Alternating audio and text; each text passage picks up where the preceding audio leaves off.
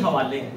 آپ کئی T V کے پروگرامز میں انہیں دیکھتے ہوں گے، کالم بہت خوبصورت لکھتے ہیں، شاعری، پھر بطور نقاد ان کا حوالہ آپ سنیں گے تو آپ کو انشاءاللہ مزہ آئے گا۔ آخری نظم کے ساتھ اجازت دی، ہم اپنی نانیوں دادیوں کے ساتھ جڑے ہوتے ہیں، اللہ نہ کرے آخری اس حوالے سے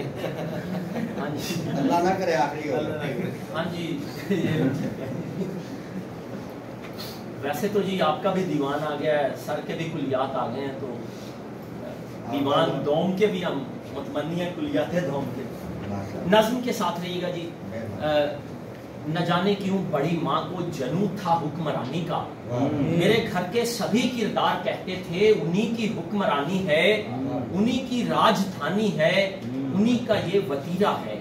حویلی بھر کی جتنی چابیاں تھیں ان کے پلو سے بندھی رہتی تھیں، اور کس میں یہ جرت تھی کہ ان کو چھو بھی سکتا ہو، یہ خوش بختی مقدر تھی تو میرا تھی۔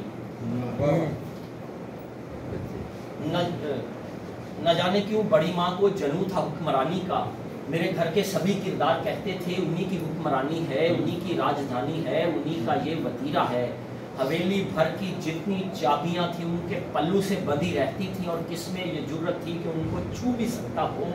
یہ خوش بختی مقدر تھی تو میرا تھی، کہ وہ صندوق جب کھولے تو کمرے میں فقط مجھ کو بلاتی تھیں، میں یوں بے نیازی میں کچھ ایسے چل کے جاتا تھا کہ جیسے ہوں میں شہزادہ ہوں۔ یہ سچ تھا سچ کہ ابا جب کبھی ناراض ہوتے تو یہی کہتے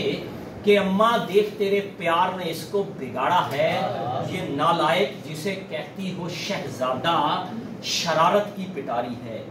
جسے کہتی ہو شہزادہ شرارت کی پٹاری ہے۔ تو ایسے میں بڑی ماں ہنس کے کہتی تھی ارے جانے دے بچہ ہے، یہی تو عمر ہوتی ہے شرارت کی، ارے جانے دے بچہ ہے، یہی تو عمر ہوتی ہے شرارت کی، کہ جب بھی پیسے گننے ہوں تو وہ مجھ کو بلاتی تھیں، تو میں چپکے سے کچھ پیسے اڑا لیتا،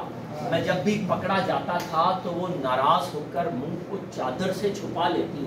میں جب بھی توبہ کرتا تو میرا منہ چوم لیتی تھی، مگر اب کے تو کوئی بھی خطا مجھ سے نہیں سرزد ہوئی، پھر بھی وہ کیوں ناراض ہیں مجھ سے سمجھ میں کچھ نہیں آتا، انہوں نے کیوں چھپایا ہے یہ منہ مٹی کی چادر سے، کہ کتنی توبہ کی میں نے یہ چادر کیوں نہیں ہٹتی۔ بہت محبت آپ کا۔